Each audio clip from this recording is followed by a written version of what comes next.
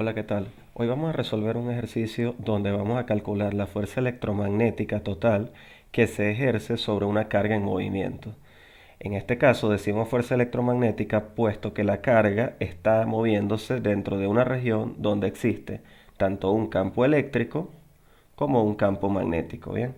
Entonces vamos a decir que la fuerza que se ejerce sobre ella va a venir dada por la suma vectorial de la fuerza debida al campo eléctrico más la fuerza debida al campo magnético. ¿Ok? Como sabemos, la fuerza que sufre una carga que se encuentra dentro de un campo eléctrico viene dado por el producto de la carga por el campo eléctrico. En este caso nos dan los valores y nos dicen que la carga es de 3,2 por 10 a la menos 19 coulomb y el campo eléctrico es el vector 4i menos j menos 2k y sus unidades, como sabemos, son newton sobre coulomb. Entonces en este caso nos sustituimos valores y nos va a quedar que va a ser la carga, que sabemos que es 3,2 por 10 a la menos 19 coulomb, que multiplica al vector campo eléctrico que acabamos de decir que es 4i menos j menos 2k. Y sus unidades sabemos que son newton sobre coulomb. En este caso, pues lo que vamos a hacer es distribuir, vamos a multiplicar el escalar por el vector, se multiplica por cada una de las componentes.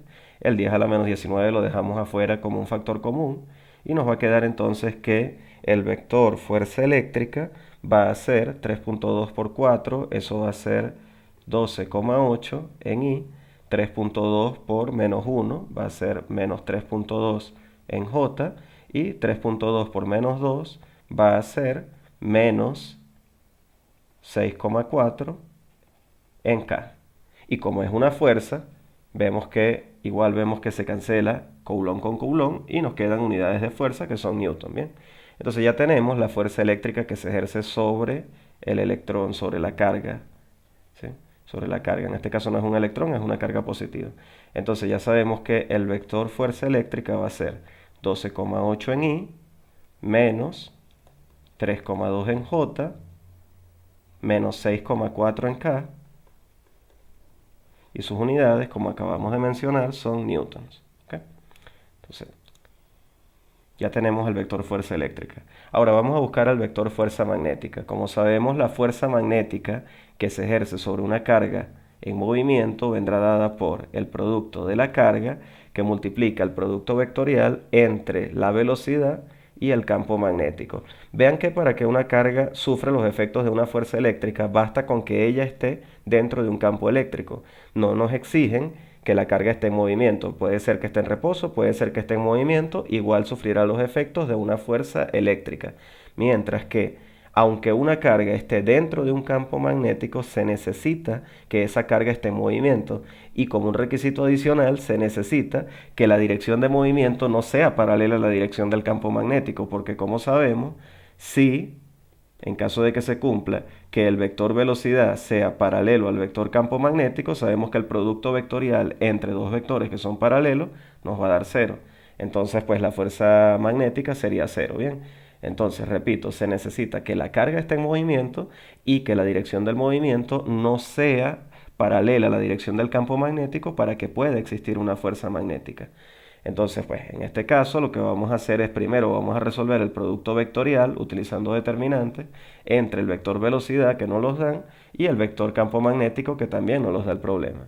Entonces recordemos que el producto vectorial entre dos vectores viene dado por el determinante de, en la primera fila colocamos IJK, que son los vectores unitarios, en la segunda fila colocaremos las componentes X, Y y Z del primer vector, que en este caso es el vector velocidad, y en la tercera fila colocaremos las componentes X, Y y Z del segundo vector, que en este caso es el vector campo magnético. ¿Ven?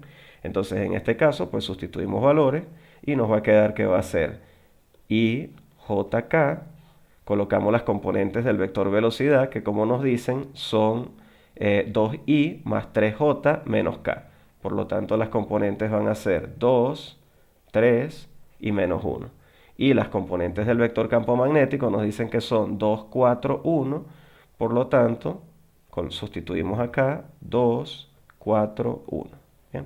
Al resolver el producto vectorial, recordemos que tenemos que ir eliminando, en este caso pues eliminamos esta fila y esta columna y nos quedaría en este caso 3 por 1, 3, menos 1 por 4 que sería menos 4, con el menos sería más 4, multiplicado por el vector unitario y.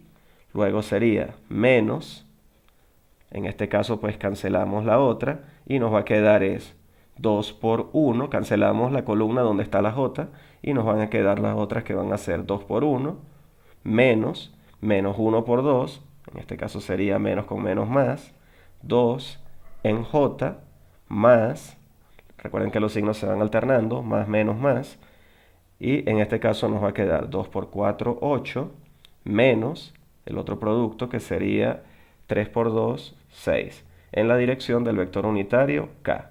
Es decir que lo que nos va a quedar como resultado va a ser 3 más 4, 7, 7i, 2 más 2, 4, menos 4j, 8 menos 6, 2, más 2k. Bien. Y las unidades, pues bueno, es el producto de unidades de las cantidades físicas que estamos multiplicando. Las cantidades físicas que estamos multiplicando son velocidad y campo magnético, entonces esto nos va a quedar en Tesla, que es unidad de campo magnético, por metro sobre segundo, que es unidad de velocidad. ¿Okay? Entonces, bueno, ya tenemos lo que es el producto vectorial entre la velocidad y el campo magnético. Ahora a ese vector resultante que acabamos de obtener, lo debemos multiplicar por el escalar carga, para así obtener el vector fuerza magnética. Bien, entonces pues sustituimos y nos va a quedar que el vector fuerza magnética va a ser igual a la carga, que dijimos que es 3.2 por 10 a la menos 19 coulomb, multiplicado por el resultado del producto vectorial, que nos dio 7i menos 4j más 2k. Y las unidades habíamos dicho que eran Tesla por metro sobre segundo. De todas maneras, no se confundan con la cancelación de unidades, porque recuerden que como estamos trabajando en el sistema MKS, la fuerza tiene que quedar expresada en Newton. ¿Bien? Entonces repetimos el procedimiento que aplicamos a la fuerza eléctrica. El 10 a la menos 19 lo dejamos como un factor común, y pues el 3.2 es el que vamos a distribuir y vamos a multiplicar por todas las componentes del vector. Entonces nos va a quedar que el vector fuerza magnética va a ser 7 multiplicado por 3.2, eso nos va a dar 22,4, esa va a ser la componente X. 4 por 3.2, eso nos va a dar 12,8 y de signo negativo, esa va a ser la componente Y. Y 2 por 3,2, eso nos va a dar 6,4 y esa va a ser la componente Z. Y como dijimos, todos están multiplicados por 10 a la menos 19 y al ser una fuerza y estar trabajando en el sistema de MKS, eso nos va a quedar expresado en Newton. Entonces ya tenemos al vector fuerza magnética. Entonces, si ya tenemos la fuerza debida al campo eléctrico y ya tenemos la fuerza debida al campo magnético, bueno, la fuerza electromagnética o la fuerza total va a venir dada por la suma de ambos vectores, ¿sí? Que como dijimos, bueno, en este caso sería, colocamos la fuerza eléctrica, que era 12,8 en I, menos 3,2 en J, 3,2 en J, menos 6,4 en K, y eso le vamos a sumar con el vector fuerza magnética que acabamos de obtener, que es 22,4 en I, menos 12,8 en J, más 6,4 en K. Ambos están con la potencia de 10 a la menos 19 y ambos, siendo fuerzas, están expresados en Newton. Entonces recuerden que, bueno, en suma de vectores se suma componente a componente. Las y con las y, las j con las j, las k con las k. Entonces nos va a quedar que el vector fuerza resultante va a ser 12,8 más 22,4. Eso nos va a dar 35,2. Esa va a ser la componente x. Menos 3,2 menos 12,8. Eso nos va a dar menos 16. Esa va a ser la componente j. Y vean que las componentes z se cancelan. Nos daría 0 la componente z, ¿sí? Y como dijimos, sería por 10 a la menos 19 newton.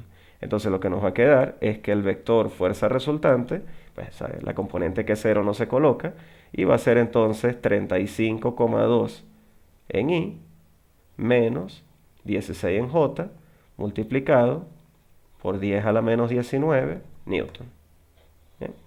Entonces esa es la expresión vectorial de la fuerza. Bien, en caso de que a ustedes no les estuviesen pidiendo el vector fuerza, sino la magnitud de la fuerza, Pues bueno, recuerden que la magnitud de cualquier vector, sea fuerza, sea velocidad, sea aceleración, de cualquier magnitud vectorial, la obtienen de esta forma, como la raíz cuadrada de su componente x al cuadrado más su componente y al cuadrado más su componente z al cuadrado. Solamente tendríamos que sustituir valores y ahí obtendríamos la magnitud de la fuerza. Bien, entonces bueno, este es un ejercicio donde combinamos lo que son fuerzas eléctricas y fuerzas magnéticas y obtuvimos la fuerza electromagnética, a la cual también se le conoce como fuerza de Lorentz.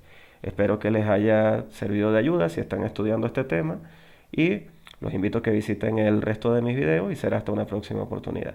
Hasta pronto.